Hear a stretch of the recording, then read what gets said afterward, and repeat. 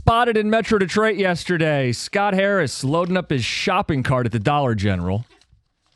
Full breakdown today. Good morning, 97.1. Wait a second. You're the only one that has the smart alarm? No, he hasn't put it on my board yet, but Greg's behind the scenes working to get us some Scott Harris audio for later in the show. John, there's no defending what that was, right? Like, you were reserved yesterday. You wanted to reserve judgment. Wait till the deadline's over. Finnegan and friends, they added one real MLB arm, Finnegan from the Nationals, and they didn't have to give up very much to get him. They didn't have to give up very much was kind of the motto of the deadline, give to get. They didn't want to give, they didn't get. That's not a deadline for a serious World Series team. Right. They went out there, and it felt like it was, I know you use the Dollar General. You prefer Goodwill? No, it felt more Costco. Gently used? No, bulk. Yes. And just trying to go with let's just see how many arms we can bring in. Someone's got to stick, right? Somebody, we've got to be able to give Chris Fetter something to do, and let's see what happens. I mean, poor guy. They give him like some of the worst pitching to work with, and they just go, hey, go be a magician. Pull a rabbit out of your hat. Again, how does that inspire confidence if you go, one of these has got to work. Just throw 5 arms at the wall and see what sticks. Yeah. That's the move for a team with the best record in the American League? Like, John, I mentioned serious World Series teams. The Yankees added 2 stud bullpen arms in Bednar and Duvall. Those are closers. They also added Bird from the Rockies, so I know you had mentioned at one time as an interesting name. They had 3 arms, all with control, without giving up a top 5 prospect in their own system. How'd they pull that off? They got 3 relievers with control without giving up elite prospects? Because I'm led to believe by Scott it simply wasn't possible. But there were quotes from anonymous executives that said the Tigers just simply weren't willing to give up anybody any good. And I have eyes, I can confirm that report. They weren't willing to give up anybody good to get anything significant. The Mariners had 2 all-star corner infield bats. They didn't give up a top 5 player in their system or a top 100 prospect. There were deals to be made yesterday in Major League Baseball, and they were made by other teams in the American League, while the Tigers decided, we just want to get in the playoffs. I mean, Scott Harris said the quiet part out loud. My job is to get us in the playoffs. Well, your deadline reflects that. It's not a deadline of a team chasing a World Series. It's disappointing that there was no Bednar.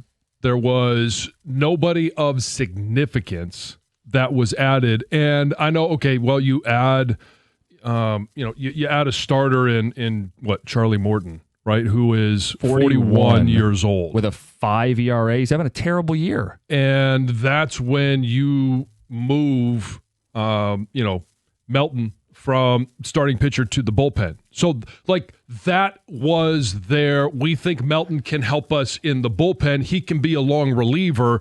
Because what did I say? You need somebody to get you from that 5th inning to the 8th inning. Well, they believe that Troy Melton is going to be that guy. So I'm not even mad that Melton's going to the bullpen. I think that's a young arm. If you're going to have a postseason run, that's typically where they go. He throws 98. He could be a leverage guy. I think there's some merits to that. But what I don't get is the reason he's being bumped there is to add 41-year-old Charlie Morton. Right, and the selling point for Charlie Morton was, he had a really rough start, and he did.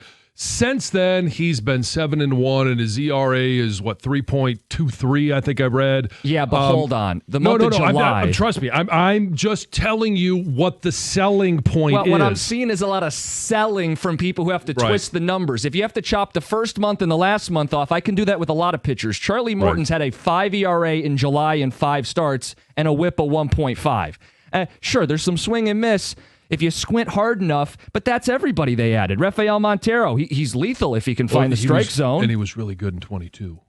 Yeah, 3 years ago. Right. He was DFA'd last year, traded twice this year, and has a 5.4 ERA. Paul Sewald, he's currently hurt right now on the 60-day list. Cody Hoyer's a AAA arm. Randy Dobnik, great story, right? Utica, Jimmy John's Field. He has a 7 ERA in AAA. They didn't go out and add anybody significant outside of Finnegan. I will give them Finnegan. And Paddock is just covering for Olsen. That's not like an addition. That's just keeping up. No, but that was a good move. I got no issue with the Paddock move. But it doesn't make you better. It replaces Olsen. So what are they doing to get better? Did they even really buy? They didn't give up anything. Did they buy at all? Well, yeah, they ended up with, 6 more arms. So technically, by How many definition, of them are major league arms? I'm just telling you. So they added. Who was their 5th starter before yesterday? Melton. It was Melton. Yeah. So what John is saying, they think he can be more effective out of the bullpen with his arm, and Morton is your 5th starter now. So now they have a 5-man rotation again, and putting Melton in the bullpen adds depth. Again, I was underwhelmed by the whole thing in general, but that's the thought process. Right. Morton has postseason starting experience with the manager. Well, he has a lot now. of life experience. He's 100 years old. I know. And it's also... He pitches with a walking cane. I think Morton was an admission there is no way we're seeing Alex Cobb. And so the criticism there is that Harris made a mistake before the season getting Cobb. I made a couple jabs about the Cobb thing. I'm not even mad about it. They burned $15 million. Whatever. They tried. Well, you could have burned that somewhere else. He misspent that money. Yeah. Okay? He would admit that, I think, off the record at least. 248-539-9797. That was not a deadline of a team with World Series dreams. A serious World Series team has a more impactful deadline than that. And so I think that's the message from Scott Harris is we're not serious. Well, we're gonna try. We've been able to manufacture tied for the best record in baseball, most wins in baseball. Yeah. And we're going to see what we can do through the rest of the season and in the postseason. And if we find a little magic, we find a little luck, we'll be able to do something. But I think in terms of the way that they add it, that is, I'm not defending it. I'm just telling you that's the message that Scott Harris is sending to the fans. Hey, we're a good team. Yeah. But we're not in position. We're not going to add enough to be able to compete with the Dodgers or the Blue Jays in a 7-game series. That was the message I got with Finnegan, Morton, moving Melton. Like, we're going to mix and match, and we're going to hope that the run that we were on at the beginning of the season, we're back to where that was, and we can create some magic. Yeah, but that's pathetic. That's small time. We can't give up anything to get anybody? As the team with a great farm system and the best record in baseball, we can't give up anything to get anything? We have to do it this way? We have to do it through smoke and mirrors? We can't go add a couple big-time relievers who were dealt at reasonable prices? I'm not trying to pour gas on the fire. I'm not know, trying to get you any more worked up. I'm just telling you. I can't be alone on this. And I know he talked last night about the whole Scooble window, and he doesn't think there's necessarily a window. It's an illusion. Read you those quotes? You can in a minute. But I think what he's telling you is we're hoping that this offseason we can add more bats, we can add more arms, we can be a better team next year. And he's basically kicking the can down the road. Let's see how good we can be this year.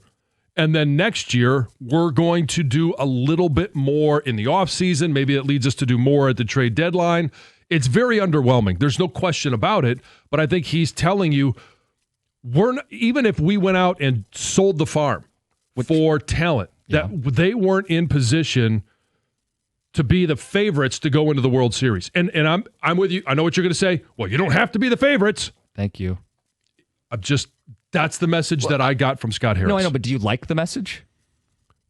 No, I don't like it. Okay. No. Okay, I just want to feel like I'm the only guy yelling, ranting, and raving today. No, but I may not have the same emotion or the rant and rave. It's just why doesn't it stir you? Because it's done. We have to now look at the roster that we have and say, well, what can we do? And I think it's going to temper a lot of people's expectations. All right, can we still win the World Series? Yes. Is it likely? Probably not. Look, I'm going to root like hell for them. They're my hometown team. I have never seen my team win a World Series. I wasn't alive in '84. I'm going to desperately root like hell for them. I wish they cared with that level of investment yesterday. Do they have a better chance of winning the World Series today than they did yesterday? No. Okay. Well, I actually think that they are I know they're not as good as you wanted them to be today, but I do like the move of being able to put Melton in the bullpen. That answers the question that I needed, but it opens up another question on the starting rotation.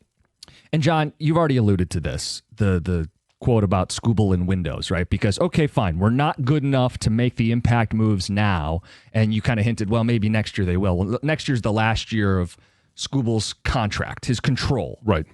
Harris says about this idea of a window, it's an illusion. I think there's a lot of talent in the organization. There's a lot of players who are in it for the right reasons, who are playing for each other, and they're playing for the city of Detroit. They've done special things from the All-Star break to the All-Star break. We have the most wins in Major League Baseball. Tarek is certainly leading the way and has been leading the way here, but there's a lot of really talented players both in the big leagues now and that are coming through this talented system. He says, I'm not looking at this as a window.